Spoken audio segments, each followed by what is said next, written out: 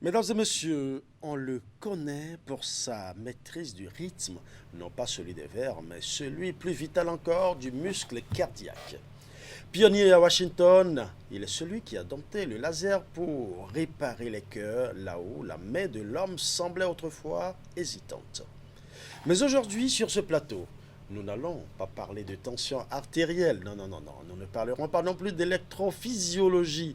Aujourd'hui, nous recevons l'homme qui, après avoir recousu des chairs, vient poncer les âmes. Un homme dont la plume est aussi effilée qu'un bistouri et dont les mots coulent avec la précision d'un diagnostic. À travers des œuvres comme Quand le soleil éclaire à la nuit ou Trilogie, il nous prouve que la lumière peut jaillir de l'obscurité la plus profonde. Sa poésie n'est pas qu'une simple distraction, c'est une philosophie de l'existence, une quête de sens gravée dans le filigrane de chaque interligne. Et entre la science et la métaphore, il dessine une passerelle où la rigueur du savant rencontre la sensibilité du poète. C'est un immense honneur de recevoir sous sa casquette d'écrivain le docteur Luc Magloire-Oké, que nous allons découvrir à travers un extrait de ses poèmes déclamés ici par une comédienne béninoise. J'ai abandonné la langue de ma mère. J'ai parlé la langue de quelqu'un d'autre. Mon grand avenir se fait toujours attendre. Abandonne ton nom et prends ce nouveau. Tu auras une nouvelle vie, m'a-t-on dit. J'ai pris un nouveau nom. J'ai abandonné le mien. J'ai abandonné un nom qui racontait mon histoire. J'ai abandonné un nom qui racontait mon héritage. J'ai abandonné un nom qui racontait mon destin pour le nom de quelqu'un d'autre. Enlève tes vêtements et porte ces nouveaux. Les tiens ne sont pas convenables, m'a-t-on dit. Et j'ai enlevé mes vêtements. Et j'ai porté les vêtements de quelqu'un d'autre. Et peut-être que je paraissais mieux. Qui suis-je maintenant? Une âme perdue dans un no man's land, cherchant un chemin de retour à la maison. Je retournerai à la maison. Je retournerai à la maison et je réclamerai mon héritage. Je retournerai à la maison et je retrouverai ma force. Je retournerai à la maison et je retrouverai ma fierté. Je retournerai à la maison et me reconstruire. Je retournerai à la maison et je retrouverai ma dignité. Je retournerai à la maison. Je retournerai à la maison, c'est justement par ces mots que nous recevons docteur Luc Magloire-Oké. Bonjour et merci d'avoir accepté notre invitation. Bonjour Ulrich, c'est un plaisir, toujours un plaisir de venir. C'est encore plus pour moi un gros plaisir parce que recevoir un cardiologue qui se met maintenant sous la couverture de la plume, je me dis, qu'est-ce qui pousse un cardiologue interventionnel comme vous, habitué à la froideur technologique du laser et des blocs opératoires de Washington, à se réfugier dans la douceur malléable des mots? Là, comme quelqu'un dit, je retournerai chez moi. Oui, ça c'est une très très bonne question. Mais ce que nous oublions, Oui. c'est que nous sommes tous des poètes. Tous, hein? Tous. Il suffit d'un élément pour déclencher cette valeur qui est intrinsèque en nous. Et en tant qu'Africains, nous sommes encore plus des poètes. Oui. Nous pensons souvent que la poésie nous a été amenée de l'extérieur, de l'Europe, avec Victor Hugo ou Alphonse de Lamartine. Mais en fait, la poésie fait partie de notre culture. Ah oui. Oui. Quand vous écoutez par exemple les griots, Mhm. ils font une poésie exceptionnelle. Une poésie qui est musicale et qui est ancestrale. Oui. OK? Et quand vous écoutez nos grands-mères à la maison, dans nos familles, chanter les panégyriques de nos familles, Ah oui. c'est Ce de qu'on la appelle- poésie. Ce qu'on appelle communément les accords. Exactement. Ouais. C'est de la poésie profonde. Donc, à un certain moment de ma vie, cette valeur intrinsèque s'est révélée depuis peut-être une quinzaine d'années. Et depuis ce moment, je n'arrête pas d'écrire. Ouais. Donc, voilà. Dans votre métier, le cœur est une pompe, un moteur électrique complexe. Mais dans vos livres, il redevient le siège des sentiments. Comment gérez-vous, je vais utiliser le jargon médical, comment gérez-vous cette schizophrénie créatrice au quotidien? Oui, c'est pas facile, mais chaque chose a son temps. Il y a le temps pour faire des interventions difficiles, Oui. concentrées, et des temps pour se détendre et redevenir ce qu'on est à l'origine, Je vois. un homme sensible.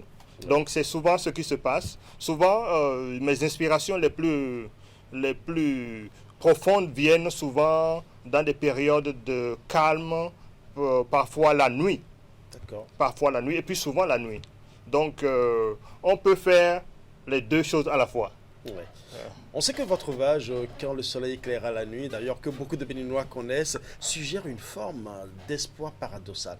Est-ce là votre définition de la résilience humaine, vous qui voyez chaque jour la fragilité de la vie? Oui, tout à fait. En fait, le titre dit tout, hein. Dans les moments difficiles, dans les moments de ténèbres, Oui. l'espoir est toujours permis. D'accord. OK? Et ce titre, il est un peu métaphorique. Et je l'ai mis là parce que les inspirations qui me sont venues à un certain moment sont arrivées durant une période de difficultés extrêmes. D'accord. Donc voilà l'origine du titre. Oui. On dit de votre poésie qu'elle est chirurgicale par sa justesse. Est-ce que vous opérez vos tests en enlevant l'inutile pour ne garder que l'essence de l'idée? Oui, si vous voyez, en fait, j'écris d'abord en anglais. D'accord. Et puis après, on les Donc traduit directement en anglais. directement en anglais. D'accord. Et après, ils sont traduits en français. Donc l'anglais, c'est une langue qui a cet aspect d'être vraiment précis. Donc les mots inutiles ne sont pas souvent utilisés. Donc on va directement au but Oui. et le pouvoir du mot est vraiment exprimé. Ouais. Donc ça, c'est ma méthode. J'écris d'abord en anglais et après, je les transforme en français, ce qui est paradoxal. Ouais. Et j'ai parcouru un de vos livres, Finding Light in Philadelphia, et il y a juste un petit poème qui a attiré beaucoup plus mon attention, et pli. OK? Tell me what to do, and I will say. Teach me what to do, and I will learn. Show me what is there, and I will see. Give me what I need, and I will grow. Guide me on this road, and I will go. Teach me, tell me, show me, and I will go. No longer wonder. Ouais. Un tout petit poème, mais j'ai l'impression qu'on sent une profonde quête de sagesse entre vos lignes. Quelle est la vérité que vous poursuivez avec votre plume et que la médecine ne vous a pas encore révélée? Oui, donc c'est un poème vraiment particulier. Ouais. Il a peut-être une trentaine de mots, mais il a pris peut-être une dizaine d'années pour écrire. Une dizaine d'années. Et ce qui est encore plus particulier dans ce poème, c'est que je l'ai écrit à l'envers, c'est-à-dire la dernière phrase vient avant l'avant-dernière, ainsi de suite. D'accord. Donc c'est comme ça. Donc vous voyez, tous les poèmes, ils ont une personnalité, Oui. ils ont une vie, ils ont un avenir, voilà. Donc celui-là en particulier, je l'ai écrit à un certain moment où il fallait connecter avec un être supérieur, ok? Un être supérieur qui va m'aider à me sortir d'une situation très très délicate. D'accord. Donc, je m'adressais à cette personne ou à Ok. cette entité Oui. qui est, si vous pouvez l'appeler Dieu, vous pouvez l'appeler l'être suprême, vous pouvez l'appeler votre maître, Tu vois? et je lui exprimais mes besoins. D'accord. Et puis, je lui faisais des quêtes Oui. pour qu'il me guide. D'accord. Donc ce petit poème, donc, au lieu de le lire du haut vers le bas, comme on le fait d'habitude, ça veut Mhm. dire qu'on doit lire du bas vers le haut. Non, il faut le lire du haut vers le bas, Oui. mais il a été écrit du bas vers le haut. Voilà, l'ingéniosité du poète, vous l'avez constaté. Mais, docteur Luc, bien que vous ayez brillé à l'international, quelle part de vos racines béninoises irrigue votre imaginaire poétique? Mais vous savez, tout part de ma racine. D'accord. J'ai voyagé à travers le monde, Oui. mais j'ai voyagé avec mes racines. Mhm. J'ai traversé le monde, je suis passé par l'Europe, je suis maintenant en Amérique, Oui. mais j'ai toujours voyagé avec mes racines. D'accord. Je suis en Amérique, mais je suis au Bénin en Amérique. Je suis au Bénin en En Amérique. Là, ça fait encore de la poésie, là. Tout à fait. Je suis au tout Bénin à fait. en Amérique. Je suis au Bénin en Amérique. Et partout où je vais avec mes racines. D'accord. Je n'ai pas été déraciné, ma tête n'a pas été coupée, mes racines sont toujours dans le sol africain, Oui. et béninois en particulier, et c'est ça qui me nourrit. Oui. Est-ce que c'est pour cela que dans votre premier poème déclamé par Eliane Chagas, que nous avons vu juste après mon introduction, là où elle dit par exemple, j'ai abandonné un nom qui racontait mon histoire. Et à la fin, elle dit, je reviendrai, je repars chez moi, je reviens chez moi. Oui. Est-ce que vous êtes en train de faire ressortir l'acculturation ou quel autre aspect vous êtes en train de faire ressortir clairement? Parce que, comme on le dit, le poète parle une fois, il utilise des mots, mais on peut le comprendre sur plusieurs dimensions. Oui, donc ce poème a été écrit pour décrire la situation dans laquelle nous nous trouvons D'accord. aujourd'hui. Laquelle? Les Africains, après des années de colonisation, nous avons été transformés. On nous a demandé d'abandonner tout ce qui est intrinsèque à nous pour prendre ce qui est à l'autre.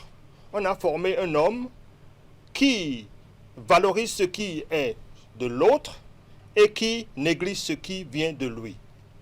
On nous a demandé de changer nos noms, de devenir chrétiens ou musulmans, parce que c'était meilleur, et on l'a fait. On nous a demandé de nous déshabiller Oui. et prendre d'autres vêtements pour être correct, et on l'a fait. Et ainsi de suite, ainsi de suite. Et finalement, on se retrouve quelque part où on ne se reconnaît plus. On n'est ni l'autre, ni nous-mêmes. On est au milieu et on se cherche. Et tant qu'on n'aura pas retrouvé ce que nous sommes, en fait, nous n'allons pas pouvoir nous redévelopper ou nous développer. C'est ça.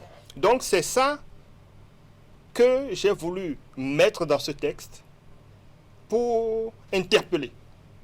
Je veux interpeller l'homme Oui. africain en particulier pour qu'on commence par se poser ces questions-là et qu'on commence par reconnaître que notre valeur vaut autant que la valeur des autres. C'est C'est ça. intéressant tout ceci. Et j'aimerais bien rapidement, parce que vous avez parlé de Dieu tout à l'heure, vous avez dit peu importe le nom qu'on lui donne. Et vous avez justement, j'ai parcouru votre livre Le soleil éclaira la nuit, et on s'est rendu compte qu'il y a un poème dedans où on cherche Dieu. À travers diverses civilisations, à travers divers pays, à travers, en tout cas, divers temples. Et ça m'a tellement inspiré. Et ce qui m'a le plus, ce que j'ai le plus apprécié, c'est cette forme de traduction que des comédiens béninois ont eu à faire de ce poème, en traduisant ce poème en langue fongbé, pour permettre à nos concitoyens de mieux comprendre. Et nous allons suivre rapidement un extrait, juste un court extrait, pour vivre comment on peut chercher Dieu à travers diverses civilisations. Constantin le Grand Yictil Soussé, Lobobé Jupiter, Oumo et Maou, bon, moi, Sagoulé, les Dori, Yepiwe Ouzou, Roman Topi, Donou Kountieme, Maou. Bibawe Djende, Boitondo Deb,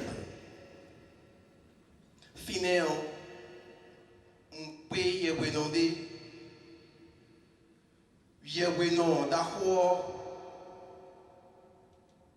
et non Homeland Amon Ra Ganroun To Dahobio Les Aiton Pevio Doni Moine Unko Agbeto Yozle Bodrondo Zanzanweji Kaka Cusco é Aitonde do Arroz Buto em Catome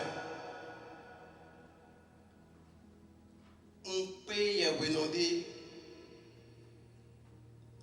Yeweno Dahor et non Homeland Inti nous Pétor les Aiton vous donnez Boine un calétion totalibé Kakaitondo Tenok Titilan Bodo Betou et même Mao un payandé nous nous attendons et nos Homeland Réupéli nous pétons les Aiton vous donnez Boine on l'a quoi Beto Yozle Bodrondo Zanzanweji Nho Himalayazle Mpe Sidata Gotama de Lumbini et non Homeland Deva nous pétons les Aiton Vodoni Boine Mozonibo Egypto Kakai Asia Beji Bopodo Bibawe Mao. Voilà, on sent une quête permanente du suprême, du divin. Et ce divin est appelé de divers par diverses dénominations où qu'on soit. Et plus loin, toujours dans ce poème, ça c'est la version Fongbe pour permettre à nos téléspectateurs qui parlent fond de mieux comprendre. En français quelque part, toujours dans ce poème, vous dites « Je suis allé en Afrique jusqu'au Dahomey. J'y ai rencontré Ronsi, une prêtresse vaudou. Elle s'est agenouillée et a imploré Mao. Mao, le Tout-Puissant, à sa connaissance. » C'est toujours la suite de l'événement qui est passé tout à l'heure. Oui. Et toujours, je te cherche. C'est la fin, ça. Et toujours, je te cherche, Dieu. Mais partout où je passe, on t'appelle autrement. Qu'est-ce qui a pu vous inspirer ce poème? Je rappelle que c'est une anthologie de poésie que vous faites souvent, Dr. Luc Oquet. Ouais. Oui. Ouais. Qu'est-ce qui a inspiré ce poème? Mon existence en tant qu'homme. C'est-à-dire que quand on réfléchit, on voit que finalement tout ce que nous faisons dans cette vie, c'est à la recherche de Dieu. D'accord. Un petit enfant qui naît, il crie. On ne sait pas pourquoi il crie. Personne ne l'a jamais dit pourquoi les enfants, quand ils naissent, ils crient. Mais ils crient peut-être, moi je pense, parce qu'ils quittent un univers où il y avait Dieu pour un univers inconnu.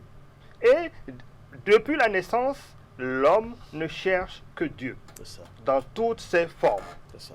Dans la science, dans la littérature, dans la spiritualité, dans le sport, nous cherchons une satisfaction qui est juste une expression de Dieu qui est en nous.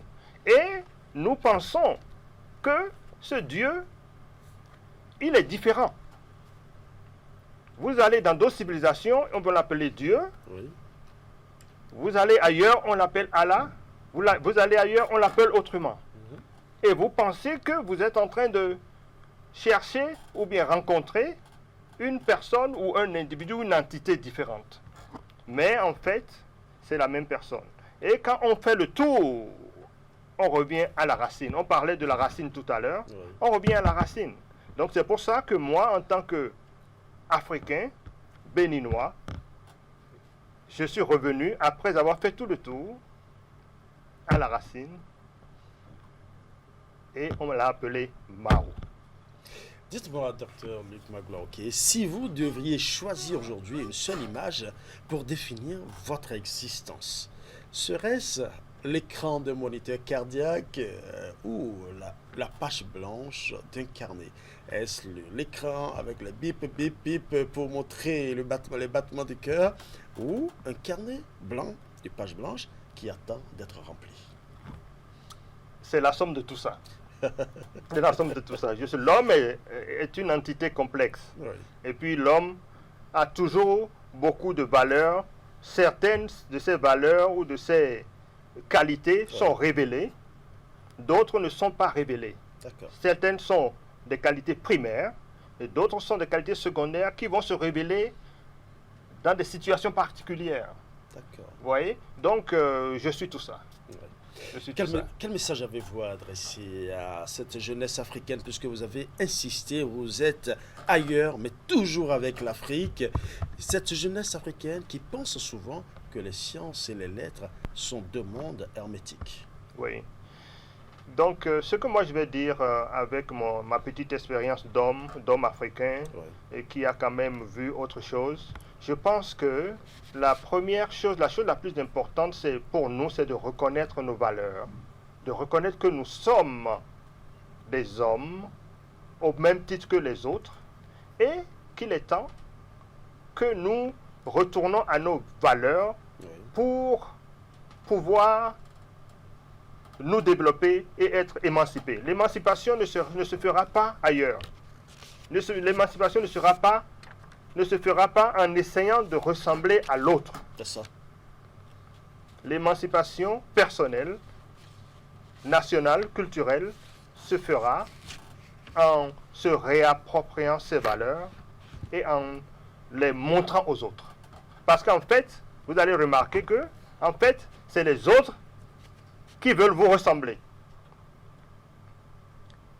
Ceux à qui vous voulez ressembler sont des dérivés de vous. Parce qu'il ne faut pas oublier que le premier homme qui soit apparu sur Terre était quand même un homme noir. C'est un Africain. Donc, nous sommes les premiers et tout ce qui vient après vient de nous. Donc, il faut que notre jeunesse se rappelle de ça et je pense que cette jeunesse sera plus émancipée que notre génération qui est en train de passer. Merci à vous, docteur Luc Coquet. Un mot rapidement à tous ceux qui nous suivent, pas seulement la jeunesse, bien évidemment. Oui. En tout cas, moi, comme je l'ai dit, j'ai quitté le pays, j'ai traversé beaucoup de continents, mais je constate, plus j'avance en âge et plus j'avance en expérience, je constate que la source est ce qui est de plus important. Et nous sommes à un moment particulier au Bénin où j'observe beaucoup de loin. Je vois que nous sommes en train de faire un genre de renaissance. Okay?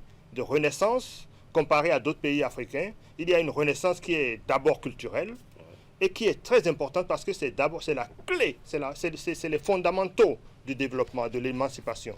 Donc moi, j'encourage tous mes frères et sœurs béninois de continuer dans la même direction et d'être patient. Je pense que nous sommes en train de faire ce qu'il faut, de lancer les fondamentaux.